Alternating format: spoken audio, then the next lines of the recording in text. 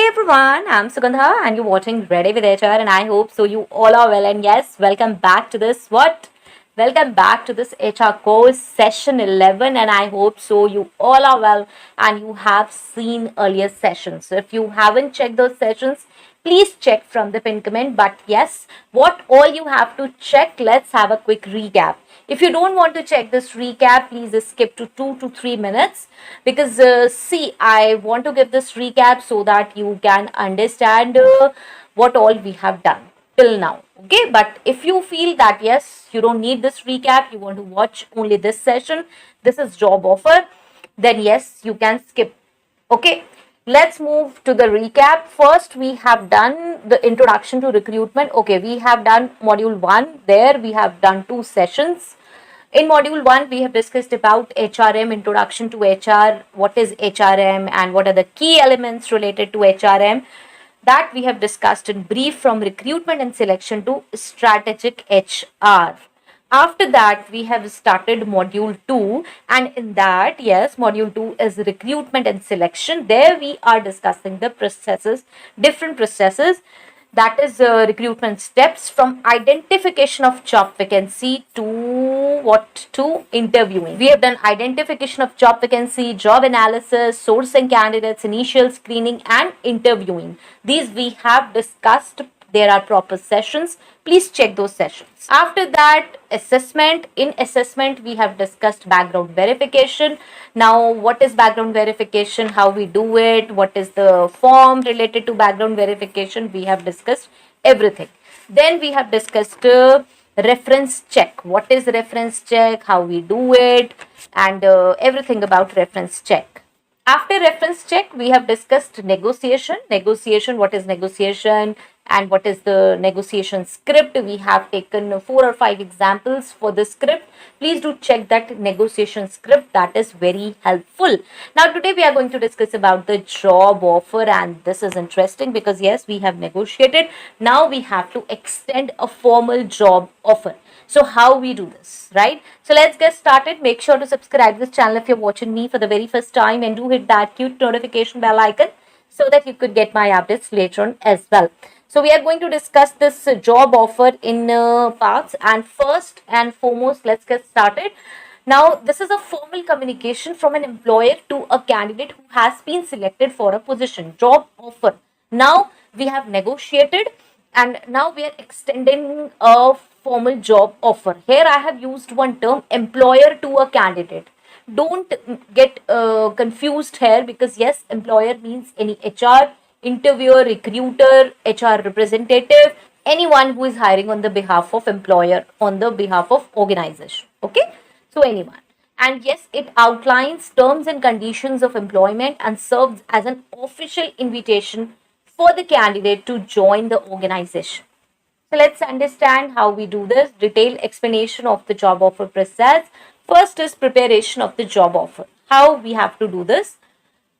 Selection decision. Now, after completing the recruitment and interview process, the hiring team selects the candidate who best fits the role based on qualifications, experience, and cultural fit. Okay. Once recruitment and interview process is over, the hiring team selects the candidate who best fits the role based on what qualifications, experience, cultural fit, whatever the criteria is. Offer details. Now the employer, the HR, recruiter, anyone who is hiring gathers all necessary information to prepare a comprehensive job offer, and that will include position, title, salary, benefits, start date, and any specific terms or conditions which yes, we have discussed while negotiating. Okay, all the special terms and conditions will be the part of this job offer.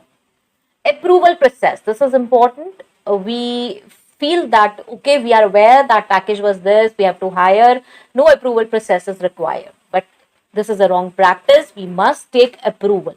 So the job offer may require approval from various levels within the organization, such as HR, finance, or senior management, to ensure alignment with the company policies and budget constraints. Now here we have included HR, finance, or senior management, and you yourself is an HR. Then why you need to take? Here we are talking about a senior personal HR. any senior manager or means HR manager, anyone to whom you are reporting, you are working on a junior level. Even if you are working on mid level, then yes, approvals are required. But again, I'll say it depends upon your company, what kind of approval and with whom you have to take the approval. So please ask before hiring all these things. You must note these things prior and you must ask your supervisor, manager in pre-hand that with whom you need to take approval after the selection process. Next is components of a job offer. Here, position details clearly states the job title, department and location. It may also include brief description, yes, brief description of the job responsibilities and reporting structure. In position detail, always mention brief description of the job responsibilities and reporting structure. Reporting structure is important because it happens several times that employees are not aware to whom they need to report. And it happens that if they are being appointed on junior positions, then yes, every mid-level person starts behaving like his manager or her manager and start taking the report, asking them, okay, we are asking generally. It's not general. New hire should be aware that whom to report.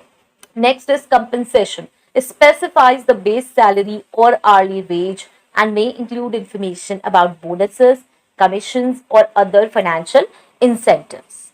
Next is again benefits package. Outlines the benefits offered such as health insurance, retirement plans, paid time off, and any other perks or allowances. Again, whatever your company is offering, whatever you have committed to offer, all these things you have to include here. Employment terms include the employment type, that is full-time, part-time, contract, probationary period and expected work hours. Now, a lot of people say, oh, we do not hire for probation, we do not hire for part-time, we do not hire for contract. So why we need to mention full-time? No, you have to mention that he is a full-time employee even if all the employees are full-time. Okay. Here you need to mention in the employment terms that employee is full-time. Full-time, part-time, contract, whatever the case. Start date.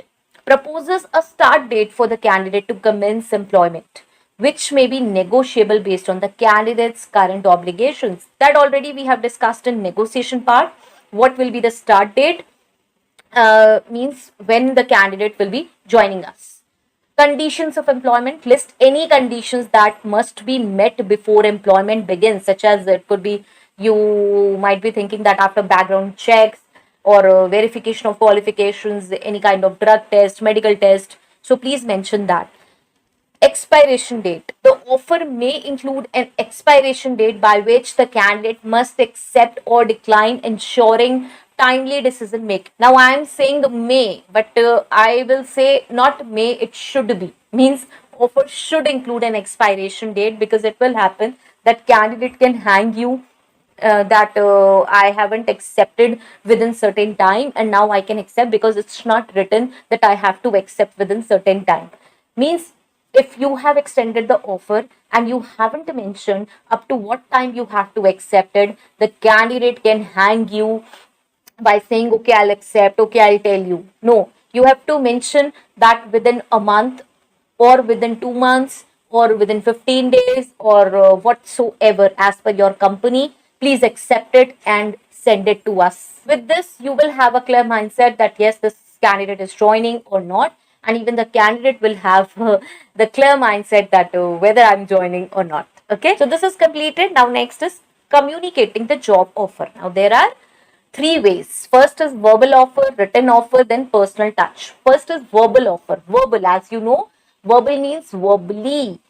Often the initial offer is communicated verbally to express enthusiasm and gauge the candidate's interest before sending a formal written offer. It's very normal that yes, we have told them verbally, face to face we have told them or via a call, but then we have to send a formal written letter. So written offer, a formal written job offer is then sent via a email.